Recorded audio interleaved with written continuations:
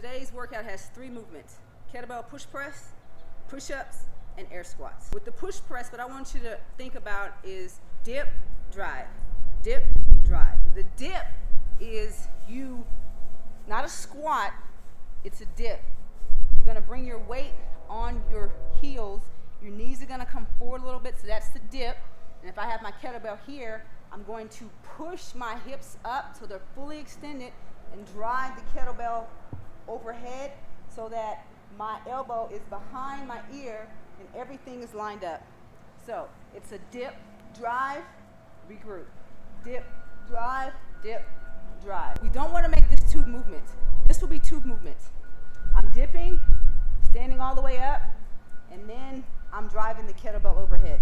This is actually a strict press. This is a strict press because I'm not using any of my legs, right?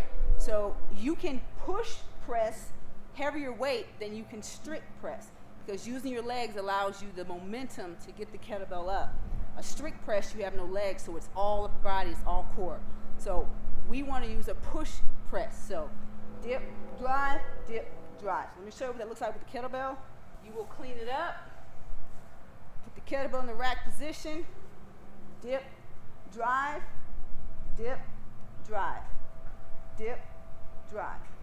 I kind of don't want to show you the bad form because I don't want you to remember that, but I will show it and I'm going to go back and show you the correct form. So a bad form of this would be this.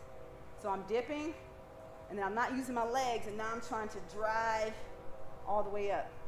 If we were doing a strict press, that would be okay, but we're doing a push press. So we want to dip, drive, dip. It's a short dip. So you don't want to go all the way down because that would be a front squat. Dip, drive, dip, drive. In order to get the kettlebell up, you're using your hips. Let me show you on the other side. Rack position, I'm going to use my hips to dip, drive the kettlebell up, dip, drive, We don't want this because this is going to be bad for our shoulders. And we don't want this, right? My elbow's not locked out. That's not a full extension. That's going to cause trouble on your elbow, all right?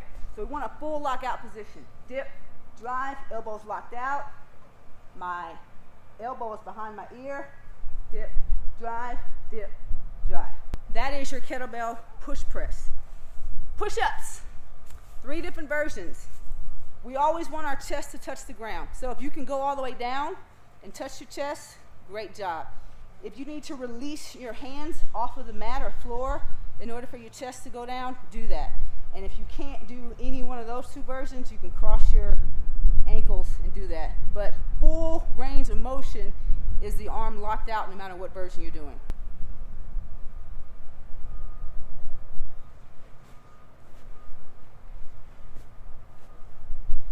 And then the scale.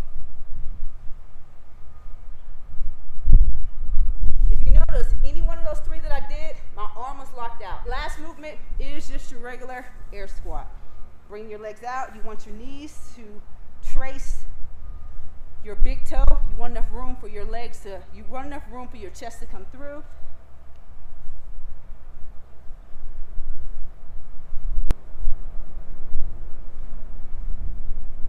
All right, 3 movements: kettlebell push press, push ups, and air squats. Y'all have fun with that workout.